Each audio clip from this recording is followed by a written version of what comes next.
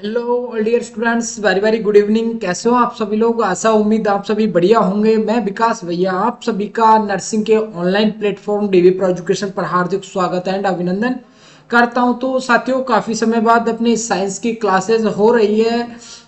आपकी यूपीजीटी GNM nursing की science के अति महत्वपूर्ण आज के इस लेक्चर में क्वेश्चंस है वो लिए गए हैं, तो सीधे पेपर में छपने वाले आपके एमसीक्यू रहने वाले हैं। साथियों, कुछ एमसीक्यू आपके प्रीवियस ईयर के भी ऐड किए हुए हैं, तो आपकी बहुत शानदार सी क्लास होने वाली है। तो साथियों, सभी से पहले मैं आपको रिक्वेस्ट करना चाहूंगा कि अभी आप चैनल पर नए हो तो चैनल को सब्सक्राइब कर लेना, बेल आइकन को प्रेस कर लेना, ताकि आगे आने वाली हर वीडियो न्यूज नोटिफिकेशन सबसे पहले आप तक पहुंच सके। और साथियों, अपने दोस्तों को ये वीडियो लेक्चर जरूर शेयर कर देना ताकि वो भी अपनी इस क्लास के साथ में जुड़ सके। बहुत ही इंपॉर्टेंट क्वेश्चन जो कि आपके 20 क्वेश्चन रहेंगे साइंस के, वो आज के इस वीडियो लेक्चर में हम डिस्कस करेंगे।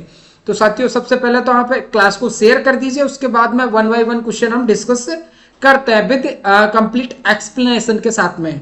चलिए, तो सबसे पहले तो आप मेरे को ये बता दीजिए, ऑडियो वीडियो क्लियर है क्या? क्या I am clearly Audible and visible? चलिए बता दीजिए भाई एक बार, ऑडियो वीडियो क्लियर आ रही है क्या? आप तक क्लियर पहुंच रही है क्या? उसके बाद में करते हैं हमारी शानदार सी क्लास को स्टार्ट। चलिए, उससे पहले आप सभी ये देख लीजिए कि हमारा जो एप्लीकेशन है वो प्ले स्टोर पर अवेलेबल है। आप प्ले स्टोर से एप्लीकेशन है वो डाउनलोड कर सकते हो।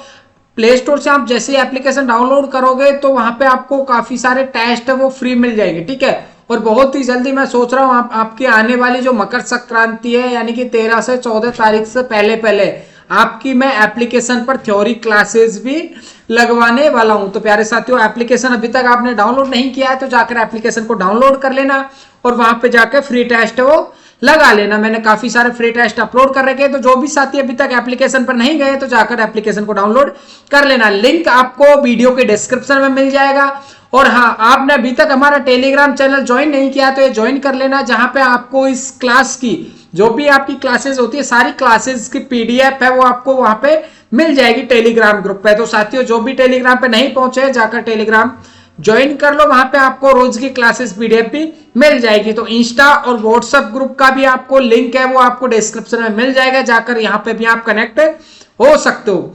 चलिए, तो साथियों, सबसे पहले तो ये देखते हैं आपका मोटिवेशनल लाइन आपके लिए जो लेकर आए हैं। जीतेंगे हम ये वादा करो, जीतेंगे हम ये वादा करो, कोशिश हमेशा ज्यादा करो, किस्मत भी रूठे पर हिम्मत ना टूटे, मजबूत इतना इरादा करो। तो साथियों, इसी मोटिवेशनल लाइन के साथ में करते हैं अपनी क्लास की, अपने सेशन की शुरुआत। और हाँ, सिलेक्शन लिया है, सिलेक्शन दिलाएंगे, ये हमारी जिम्मेदारी है साथियों। लेकिन एंड तक कनेक्ट होने की जिम्मेदारी आपकी रहेगी, आपको आखिरी तक हमारे साथ में जुड़ा रहना है। सिलेक्शन दिलाने की गारंटी हमारी रहेगी, सिलेक्शन इन्हीं आपको टॉप रैंकर्स में पहुंचाने का भी हम वादा करते हैं। चलिए, सबसे पहला क्वेश्चन बहुत सिंपल सा क्वेश्चन है, विटामिन सी का रासायनिक नाम क्या है? प्यारे साथियों, सिंपल क्वेश्चन को देख के स्किप मत करना, क्योंकि इतने सिंपल क्वेश्चन ही आपके यूपीजीटी की क्लास जो भी एग्जाम होती है उसमें पूछे जाते हैं। तो स्पेशली आपकी यूपीजीटी की क्लास रहने वाली है और आपके एग्जाम बेस को लेकर, एग्जाम के पेपर पैटर्न को लेकर ये सारे क्वेश्चन तैयार किए गए। चलिए, सबसे पहला क्वेश्चन, विटामिन सी का रासायनिक नाम। आई थिंक ऑलमोस्ट स्टूडेंट इसका नाम जानते होंगे। चलिए, तो लगाओ सबसे पहला आंसर आप, रेटिनॉल, एस्कॉर्बिक एसिड, कैल्सीफेरॉल या फिर टोकोफेरॉल। आपको पता होगा कैल्सीफेरॉल है जो विटामिन डी को बोला जाता है। किसको? विटामिन डी को बोला जाता है। बात करते हैं एस्कॉर्बिक एसिड, जो कि आपका करेक्ट आंसर होने वाला है विटामिन सी, ठीक है। ऑप्शन नंबर बी है आपका करेक्ट आंसर होगा, एस्कॉर्बिक एसिड जो विटामिन सी को कहा जाता है। बात करते हैं विटामिन ए के केमिकल नेम की, तो वो होता है रेटिनॉल, ठीक है, विटामिन ए का केमिकल नेम। बात करते हैं टोकोफेरॉल की, तो ये विटामिन ई का रासायनिक नाम है। किसका? विटामिन ई का रासायनिक नाम है, ठीक है साथियों। आई थिंक आप सभी के चारों जो ऑप्शन है वो क्लियर हो गए होंगे। अगला देखते हैं, अगला क्वेश्चन आपके सामने है, कोशिका का power house of the cell किसे कहा जाता है? प्यारे साथियों, 2025 में आया हुआ क्वेश्चन है, power house of the cell कौन है? माइटोकॉन्ड्रिया। बहुत सिंपल सा क्वेश्चन है, करेक्ट आंसर होगा आपका ऑप्शन नंबर सी। ये 2025 में आया हुआ क्वेश्चन है, पी बाई क्यू 2025 में पूछा गया क्वेश्चन है, बहुत ही इंपॉर्टेंट क्वेश्चन है साथियों, वेरी वेरी इंपॉर्टेंट, इसको लगा के चलना। अब बात करते हैं राइबोसोम की। राइबोसोम को किस नाम से जाना जाता है? तो प्रोटीन फैक्ट्री के नाम से जाना जाता है। किस नाम से? प्रोटीन फैक्ट्री के नाम से जाना जाता है। बात करते हैं लाइसोसोम की, तो साथियों लाइसोसोम एक तरह से एंगल्फ करने का काम करता है। जो भी डेड पदार्थ होता है, कोई भी बैक्टीरिया वायरस अगर सेल के अंदर चला जाता है तो उनको एंगल्फ करने का काम कौन करता है?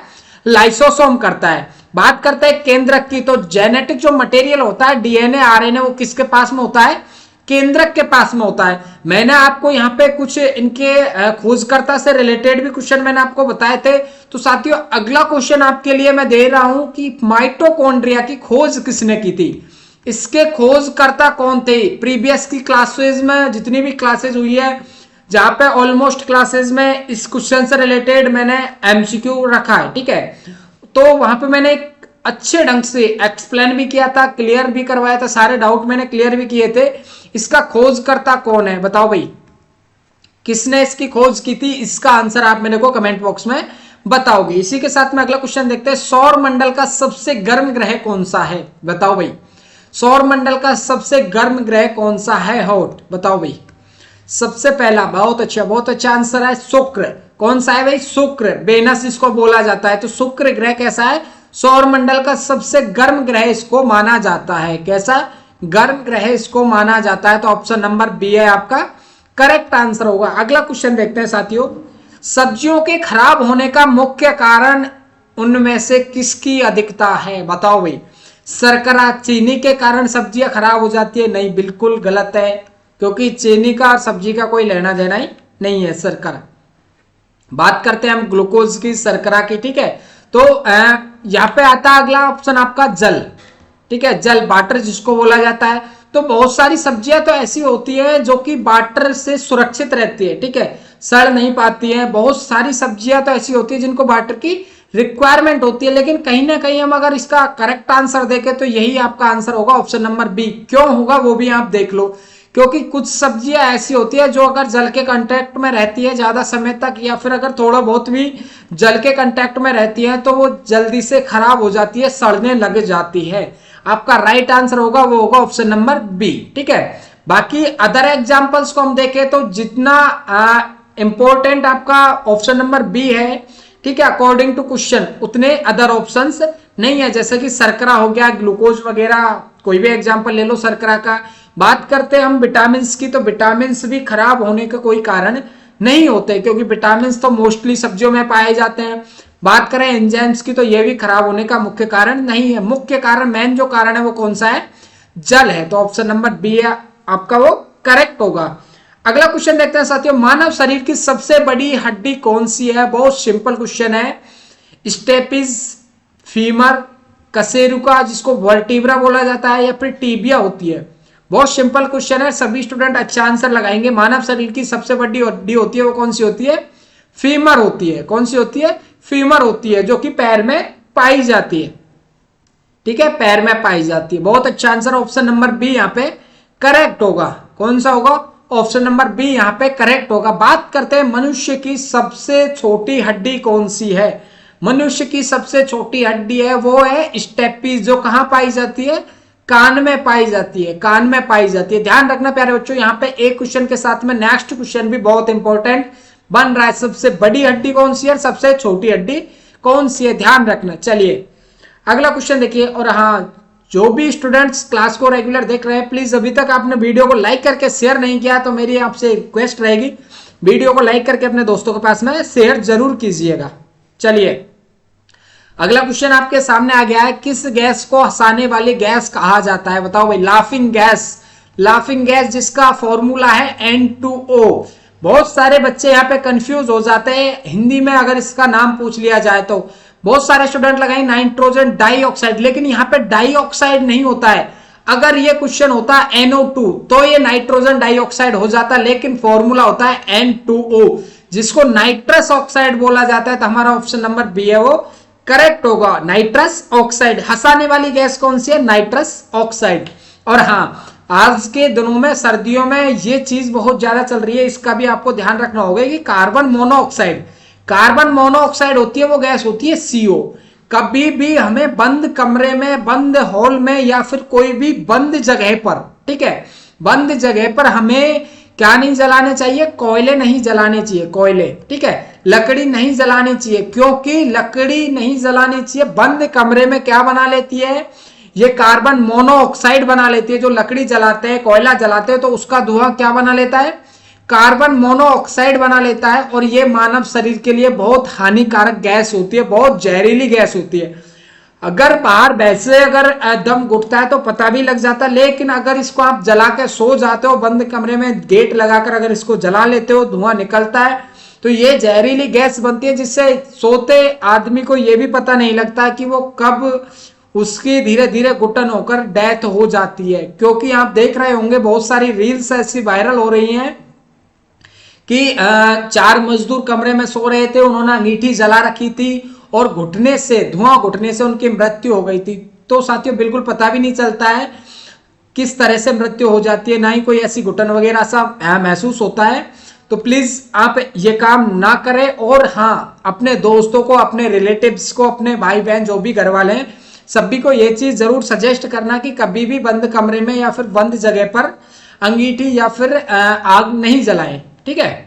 चलिए अगला क्वेश्चन देखते हैं अपना। अगला क्वेश्चन है विद्युत धारा, इलेक्ट्रिक करंट को मापने की इकाई क्या है? इलेक्ट्रिक करंट, काफी बार क्वेश्चन आ चुका है। इलेक्ट्रिक करंट को किस में मापा जाता है? एम्पियर में मापा जाता है। किस में मापा जाता है? एम्पियर में। और बात करें हम वाट की, तो शक्ति जिसको पावर बोला जाता है, तो पावर, ठीक है, पावर को किस में मापा जाता है? वॉट में मापा जाता है। बात करते हैं प्रतिरोध की, प्रतिरोध को किस में मापा जाता है? ओम में मापा जाता है, ठीक है। और विद्युत विभव को किस में मापा जाता है? वोल्ट में मापा जाता है। ध्यान रखना प्यारे बच्चों, बहुत इंपॉर्टेंट क्वेश्चन बन के निकलते हैं यहाँ से, तीनों चारों वेरी वेरी इंपॉर्टेंट लगा के चलना, ठीक है। और जो भी स्टूडेंट्स अगर नोट डाउन करना चाहते हो वन लाइन में, जैसे ही क्लास चल रही है तो क्लास से एक बार देख लो, उसके बाद में दोबारा क्लास देखकर, जैसे विद्युत धारा, इलेक्ट्रिक करंट की मापने की इकाई डैश लगा के क्या है? एम्पियर। मैंने चारों एक्सप्लेन करती है, तो यहाँ से 4 ऑप्शन बना के, यानी कि शॉर्ट वन लाइनर एमसीक्यू भी यहाँ पे बना सकते हो, ताकि आगे आपको रिवीजन करने में दिक्कत ना हो, ठीक है। चलिए अगला क्वेश्चन देखते हैं। अगला क्वेश्चन, निकट दृष्टि दोष, मायोपिया, क्या कहा जाता है इसको? मायोपिया को दूर करने के लिए किस लेंस का उपयोग किया जाता है? प्यारे बच्चों ध्यान देना कि जो निकट दृष्टि दोष होता है, कैसा निकट दृष्टि दोष, इसमें क्या होता है? निकट की वस्तुएं तो साफ दिखाई देती है, लेकिन इसमें दूर की वस्तुएं होती है वो साफ नहीं दिखाई देती है।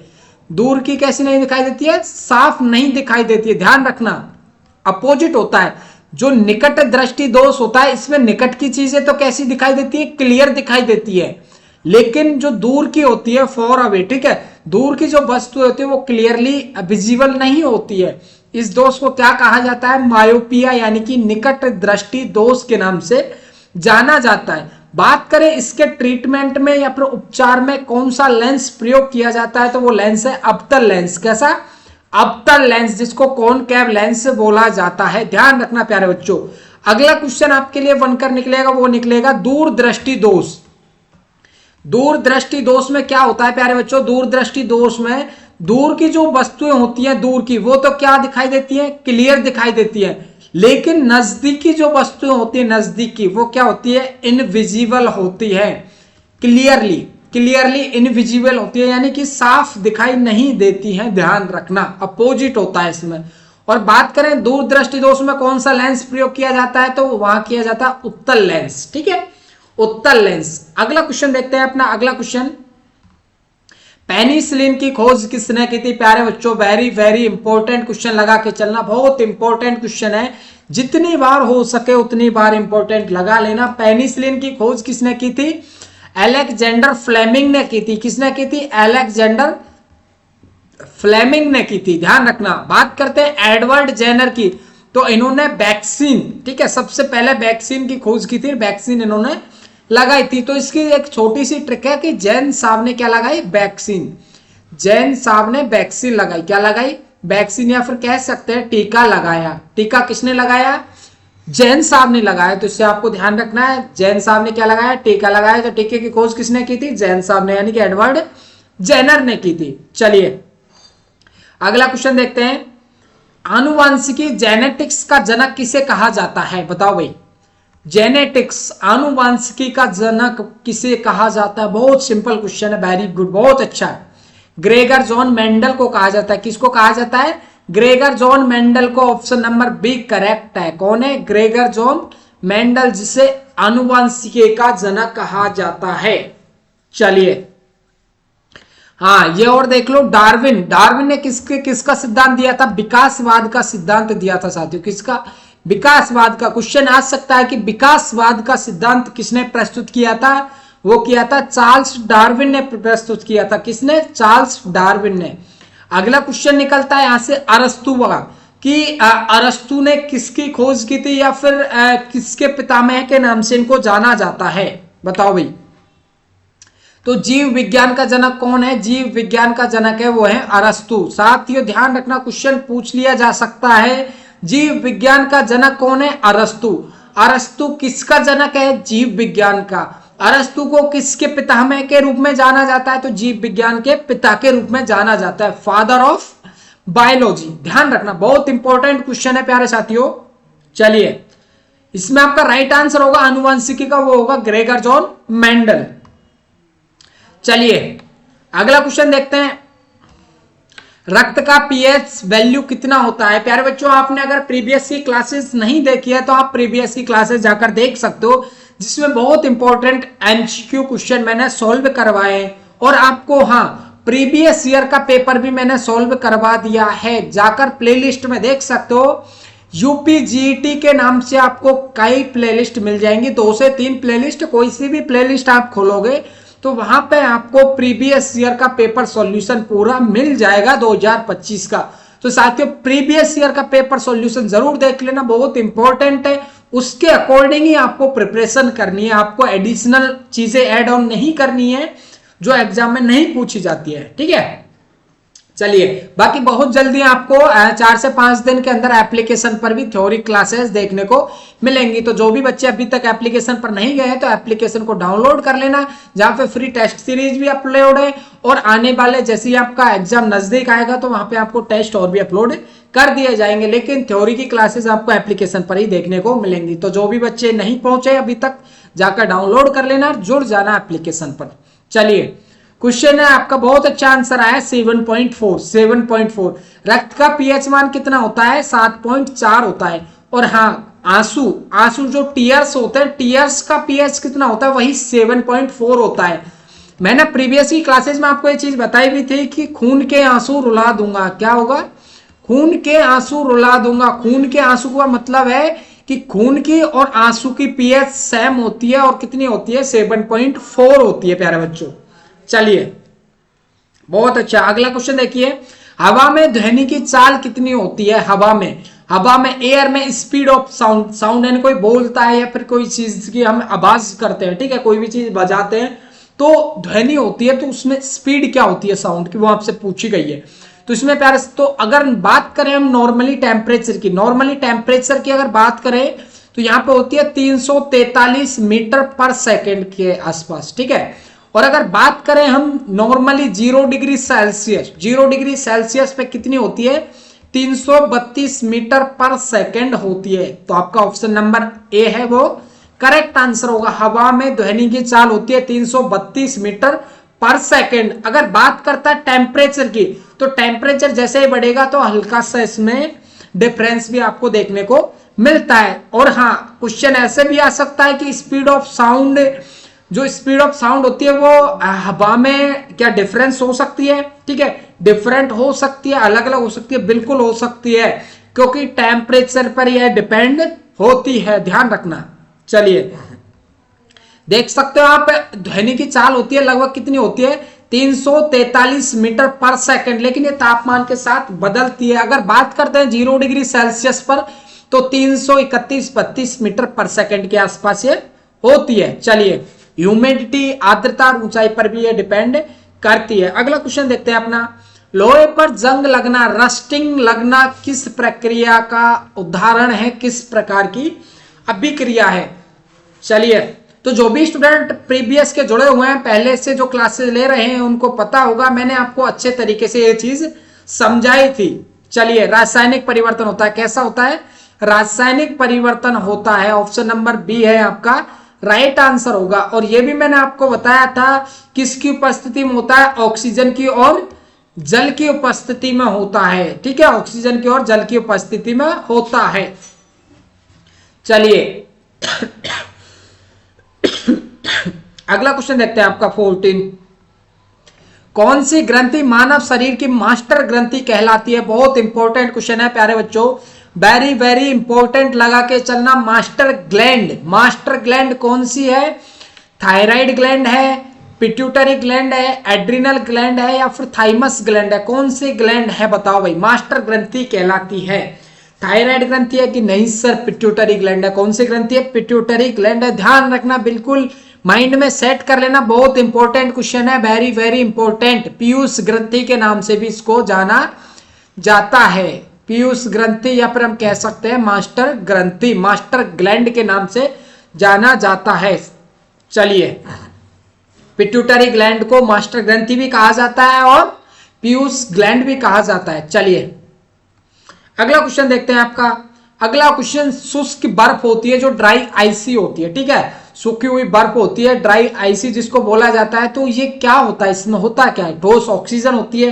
देखिए बर्फ है, आइसी है तो ठोस तो होगी, लेकिन होता क्या है इसमें? ठोस ऑक्सीजन के कण मिलकर बनाते हैं या फिर नाइट्रोजन होता है, कार्बन डाइऑक्साइड होता है या फिर जमी हुई बर्फ होती है? लगाओ इसका राइट आंसर क्या होगा। चलिए लगाओ, सभी स्टूडेंट एक बार कमेंट बॉक्स में आंसर जरूर लगाना भाई, क्या होगा इसका करेक्ट आंसर। वेरी गुड, ठोस कार्बन डाइऑक्साइड होती है। क्या होती है? CO2। ठोस CO2 का मिश्रण कार्बन डाइऑक्साइड का मिश्रण क्या कहलाता है? शुष्क बर्फ, ड्राई आइसी के नाम से जाना जाता है। ऑप्शन नंबर सी आपका राइट आंसर होगा, option number C, very good. चलिए ध्यान रखना, ऑप्शन नंबर सी करेक्ट है भाई।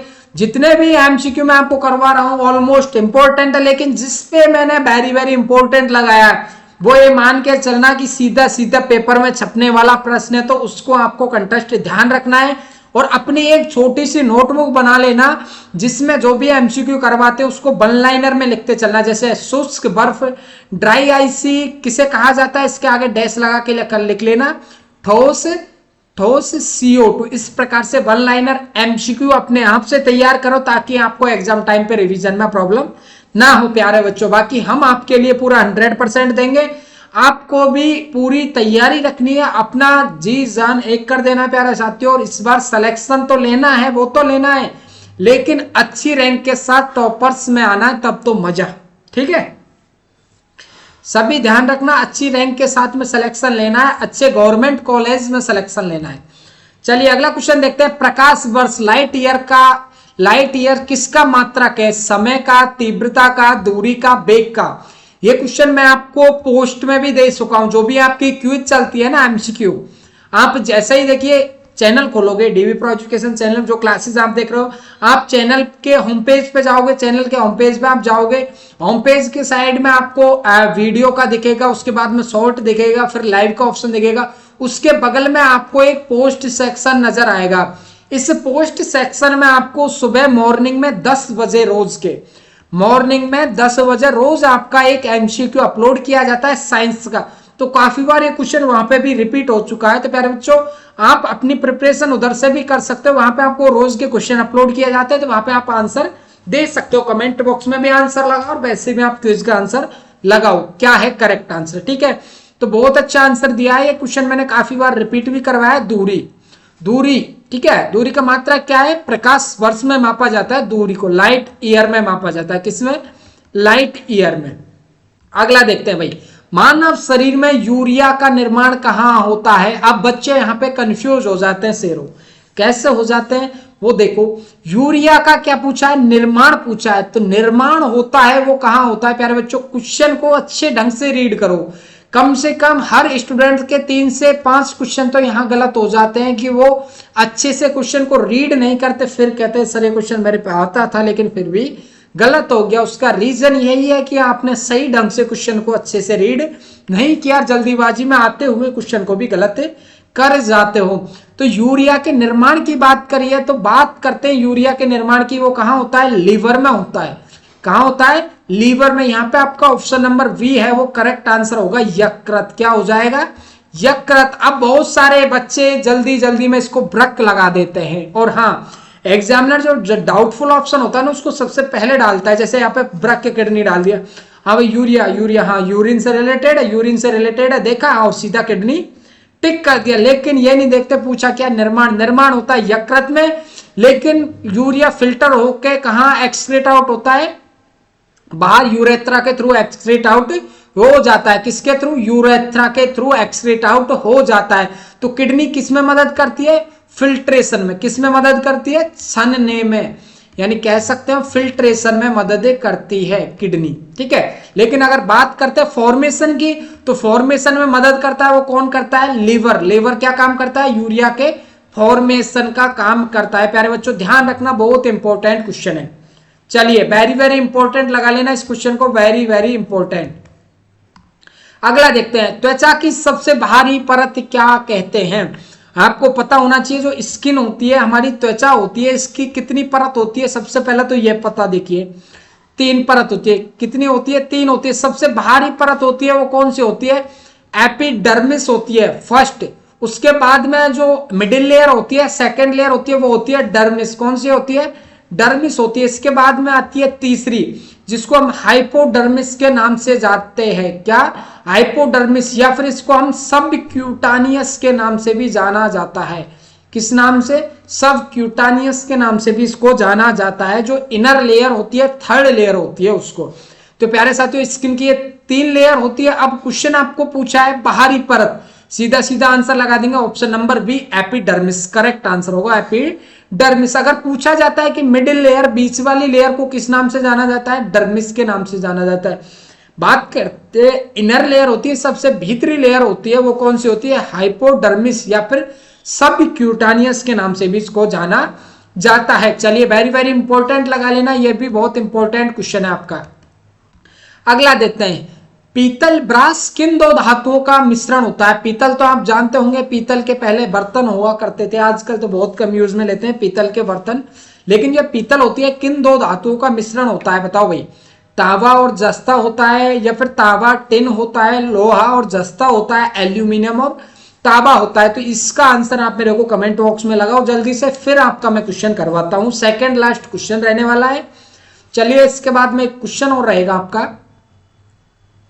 बहुत अच्छा। ऑप्शन नंबर ए है वो करेक्ट आंसर होगा। आपको ऑप्शन नंबर ए को लॉक कर देते हैं भाई। तांबा और जस्ता क्या हो जाएगा, तांबा और जस्ता का मिश्रण होता है। किसका, तांबा और जस्ता। जस्ता को क्या बोला जाता है, जिंक बोला जाता है, ZINC जिंक।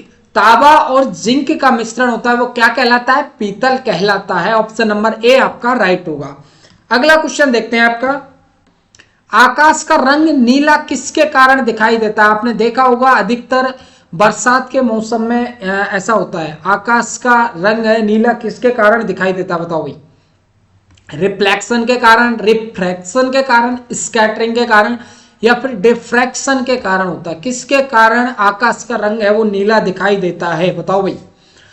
बहुत अच्छा आंसर आ रहा, बहुत अच्छा। आई थिंक सभी स्टूडेंट्स को पता होगा कि प्रकाश के प्रकीर्णन के कारण, प्रकाश के प्रकीर्णन के कारण ऐसा होता है। किसके कारण, प्रकाश के प्रकीर्णन के कारण। प्रकीर्णन को इंग्लिश में बोला जाता है स्कैटरिंग, स्कैटरिंग के कारण होता है। किसके कारण, स्कैटरिंग के कारण ये नीला रंग दिखाई देता है। जो हवा में धूल के जो कण होते हैं, मिट्टी के जो कण मौजूद होते हैं, ठीक है, तो उससे सूर्य का प्रकाश है वो और भी फैल जाता है, जिसके कारण आकाश का रंग है वो नीला दिखाई देता है। इसका करेक्ट आंसर होगा ऑप्शन नंबर सी होगा, प्रकीर्णन। ठीक है, क्या होगा, प्रकीर्णन। स्कैटरिंग के कारण ये सब कुछ होता है। तो आपका ऑप्शन नंबर सी है यहाँ पे राइट होता है। इसी के साथ में आपके 20 MCQ वो कंप्लीट होते हैं साथियों। ठीक है, आपके आज की क्लास के 20 बहुत इंपॉर्टेंट MCQ बोल सकते हैं, प्रीवियस ईयर के कुछ आए हुए और आने वाली जो भी आपकी एग्जाम है UPGT 2026 रिसेंटली होने वाला है। ठीक है, ज्यादा से ज्यादा आपके पास में 2 से 3 महीने बचे हुए हैं।